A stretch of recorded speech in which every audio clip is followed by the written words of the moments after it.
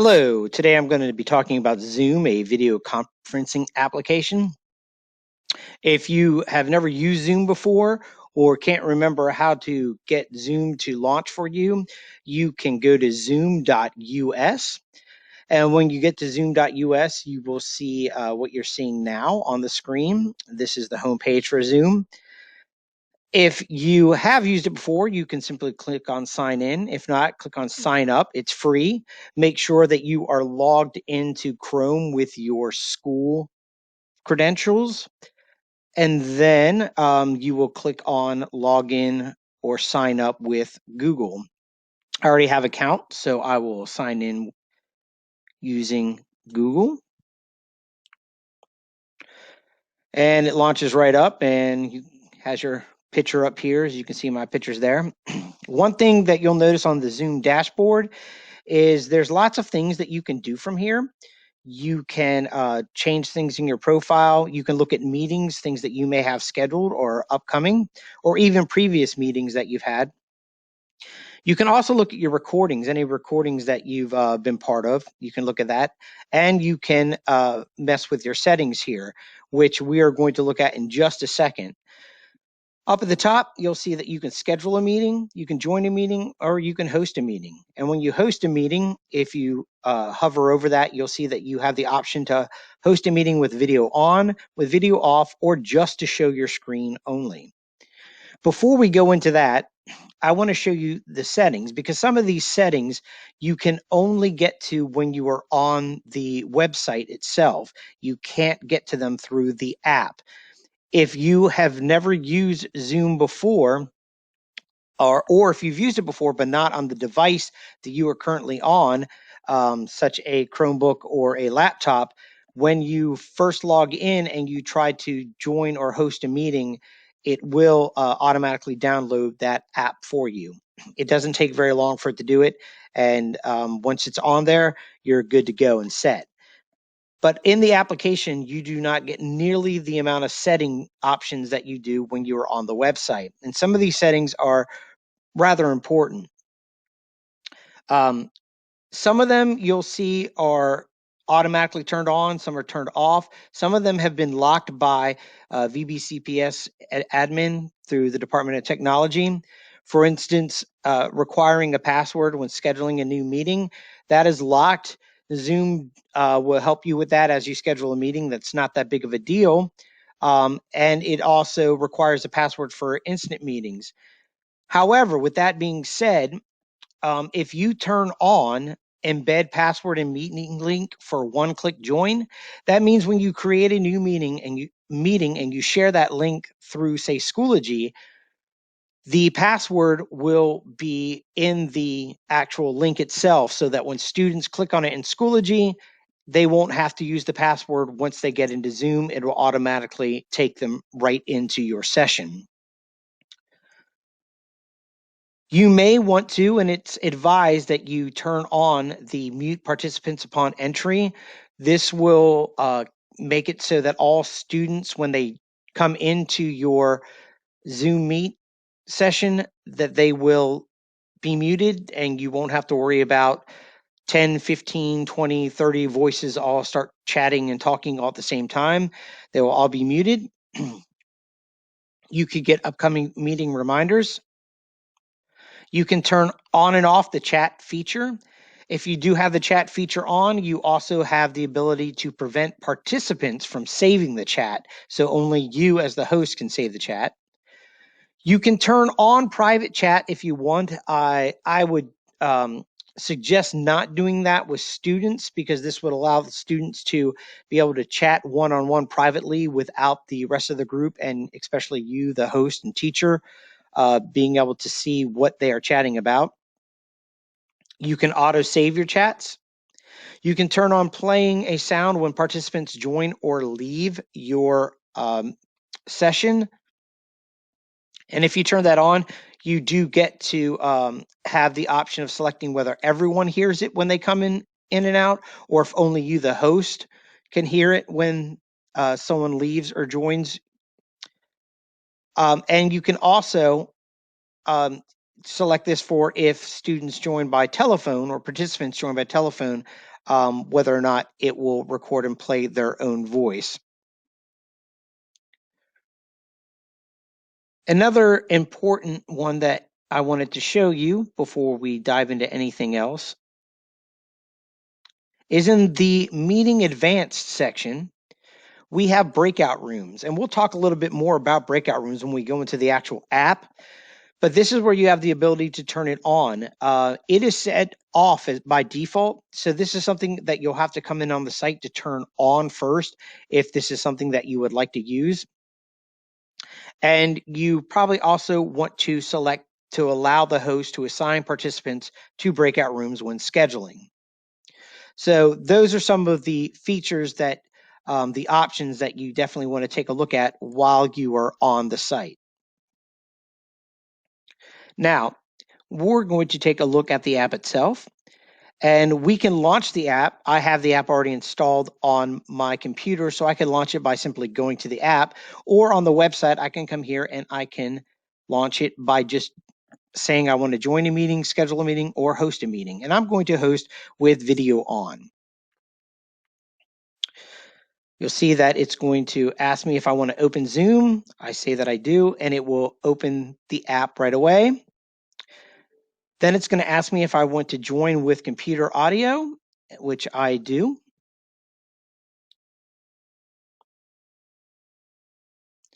And now I am in my session. I'm all by myself, which is why I'm taking up the majority of the screen. Sorry to scare anybody with that video image there. And you'll see that there is a toolbar at the bottom that has a lot of tools. We will start all the way over to the left. You'll see that there is the microphone icon. You can click to mute yourself. Also, next to it, there's an arrow. Coming here, it gives you options on selecting the different microphones that you have connected to your device and testing whether or not the audio is working correctly. And if you have headphones, you can test those as well and select between your computer speakers and the headphones. The same with the video right next to it. You have the option to stop your video if you'd like, or come in here and you can select which video device you're using if you have more than one connected to your device, and also your video settings. There's also a feature on most devices, but not all yet, where you can choose a virtual background. That's something that if you're interested in, you could play with. But several devices, such as a PC, which I am on, it doesn't work without having a green screen. But with this, it allows me to select a picture from my device or from online that I could place as a background for me. If I had a green screen, it would work rather well. But I will click on one here just to show you. Without the green screen, it's just kind of a fuzzy mess here. Doesn't really work well. So I'll stay with none here. While I'm in setting, I also have all the settings that I talked about with video and audio before, and some of the other settings that we're going to talk about here in coming up in a minute from our toolbar. We have an invite button, which allows us to invite people. We can do it if we have contacts in our Zoom account. We can use our contacts to invite them. We can email from here using default email, which for me, being on this PC, is my Outlook email, Gmail, or even Yahoo. We can just simply copy a URL to our meeting and post it in Schoology for students to get on if we want as well. We can also click on the Manage Participants button here so that we can take a look at everyone who is in our Zoom meeting. Obviously, I'm the only one here right now, so it only shows me. But besides my name, we can see the icons for the microphone and the cameras there showing that I have video going as well. The microphone going up and down like that shows that my mic is active and not muted. As the host, I can come up here and I can mute an individual that I want anytime by hovering over their name.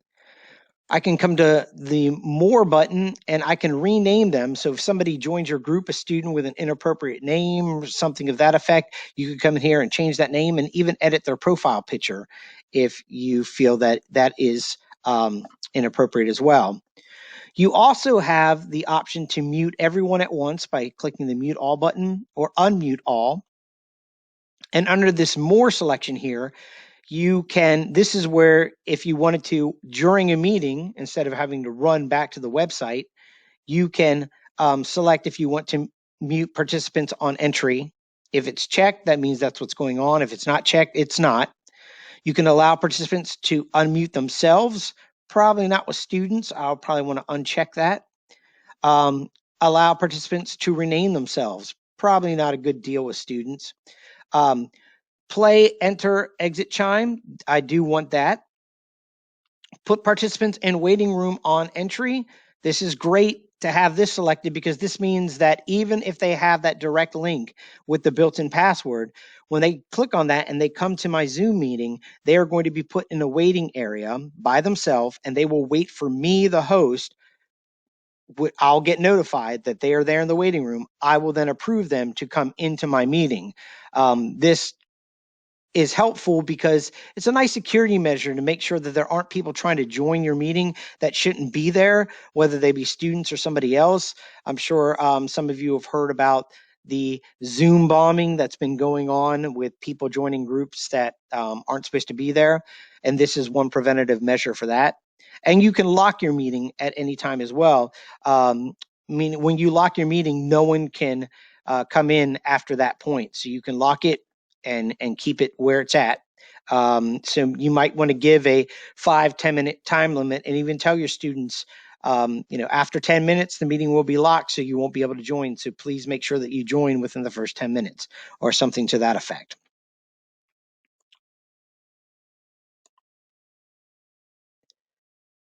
You can share your screen with the students. There are some more options over here.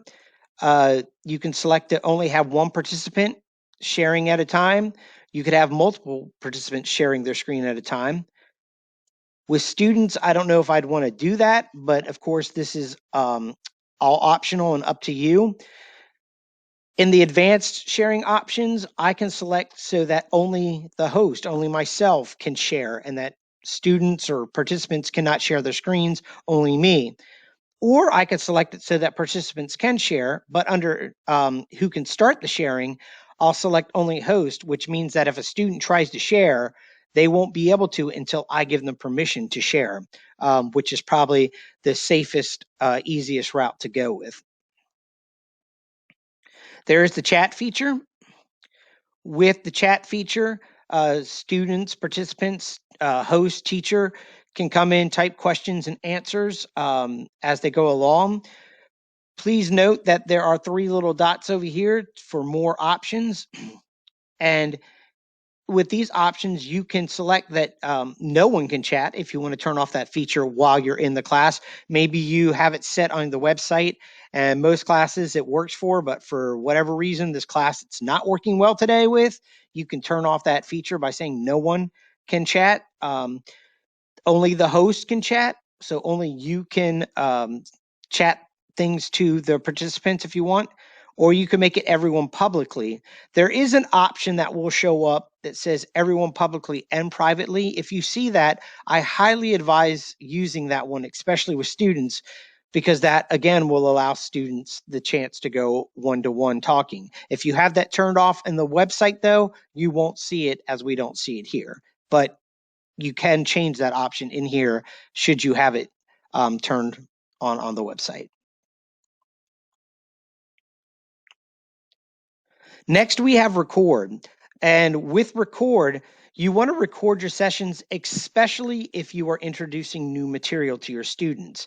And there's really 2 reasons why you are being asked to do that. First, if you have students that for whatever reason can't make the meeting, they can't join you at the time that you are doing your live Zoom meeting, you can record it, post a link for them to the recording. They can come, they can watch it later so that they can get caught up on what they missed. Secondly, if you have students with IEPs or 504s, even if they make your meeting, it's nice to have that recording for them to go back, look at it just for revision stuff, give them that extra time with the material as you presented it and went over it. Again, if you go into and the easy way to do it is just to, you can come over here to the exit here and go to the video settings. It brings you into your overall settings. You can come to record right here, and it gives you options on recording, including where you want to save your recorded video that would be created if you turn recording on. If you're saving it on your desktop, let's say, you'll have options where you can, once it's recorded on your desktop, you could then upload it if you wanted it to Google Drive, and then create just a shareable link to go to the video on Google Drive and post that in Schoology. Or you could upload it directly to Schoology and possibly even embed it in your course if you would like to. So those options are available. I turned on the website the breakout rooms feature, and here we go. Now I can see this in my toolbar. If I click on it, it's going to ask me how many participants I want in each room, and I can select my number here. I can also choose automatically or manually. If I choose automatically, Zoom is automatically going to take my participants, and it's going to, as a program, break them up and put them in my breakout rooms for me. If I choose manually, it'll allow me to select which participant goes into which breakout room. Please keep in mind, if you are using breakout rooms, that as the host, the teacher, you can go in and you can monitor breakout rooms. You can join their chat, their conversation that's going on in those breakout rooms. However, you can only be in one breakout room at a time, which means that all the students in the other breakout rooms will be unsupervised at the time that is taking place. So that is definitely one thing to consider and keep in mind if you are going to use the breakout room feature. And then we have the reactions button. You can give thumbs up or claps to students if you would like, or to participants. Last but not least, we have end meeting. Once you, the host, end the meeting is done. Students can no longer get back in, and that's a great thing. We don't want them in there unsupervised. So make sure that when you're done, you click that end meeting button.